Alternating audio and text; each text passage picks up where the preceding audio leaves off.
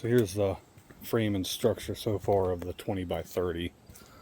A lot of pros, a lot of cons, but mainly all cons at this point. It comes together decently well, but with some hassle and headache. I mean, you even start with, say, like right there.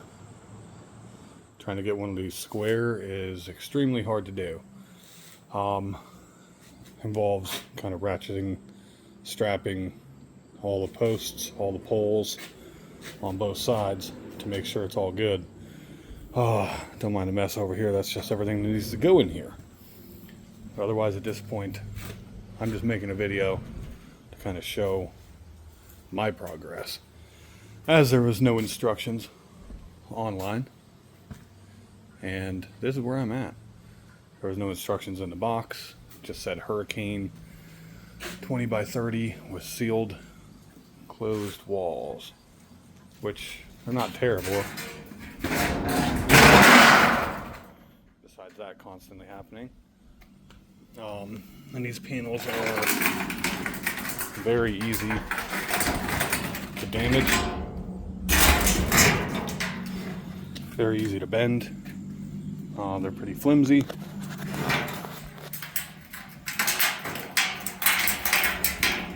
Clearly, I painted mine because they all come white, no matter what anyone says. This kind of looks gray, but it is white. So I painted mine tan with a black trim all the way around the base. It'll look pretty good, but it is a pain trying to get these things up. You know, just in this section, trying to get started.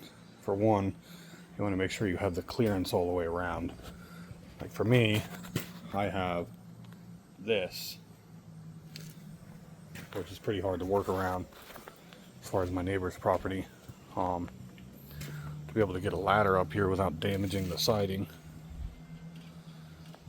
That's what it looks like. And it's all wavy. It's a pain. But just make sure you got the space to work on the sides to put up the siding and the roofing. Otherwise you're going to be stuck like that. That's kind of where I was until I figured out what I can do. You can't really see the give. But as far as the roof, as you can see, there's no support. Not even in the corners, like up in these areas, which you would figure there would be some type of bracing in between. Everything you got is right there along the roof.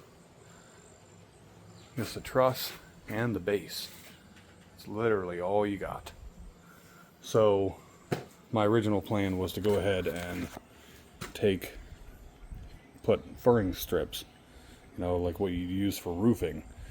You know, these panels are, what, 57 wide and 37 tall. So I figured just split it in half, be like 16, 17 inches.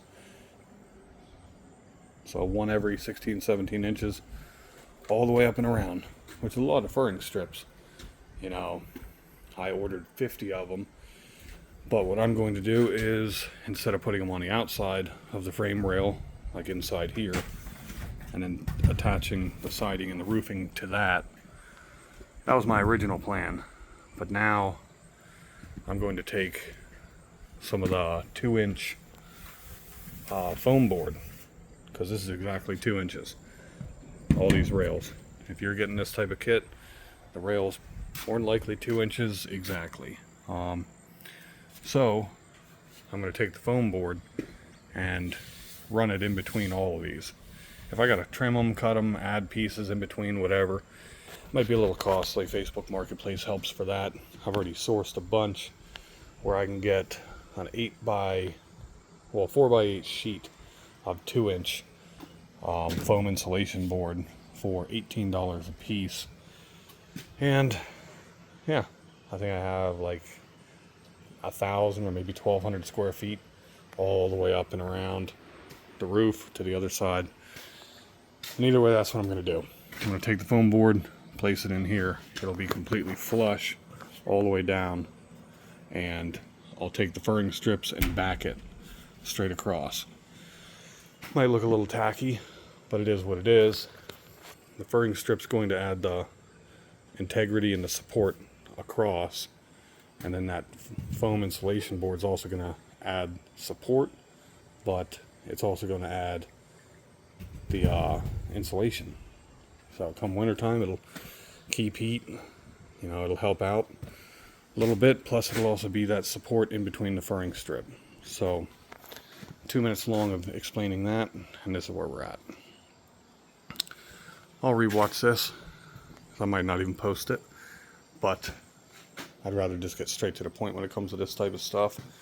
So I'm gonna finish this one, as it's about 6 minutes, and I'm gonna go back through a lot of I don't know, iffy points. Yeah,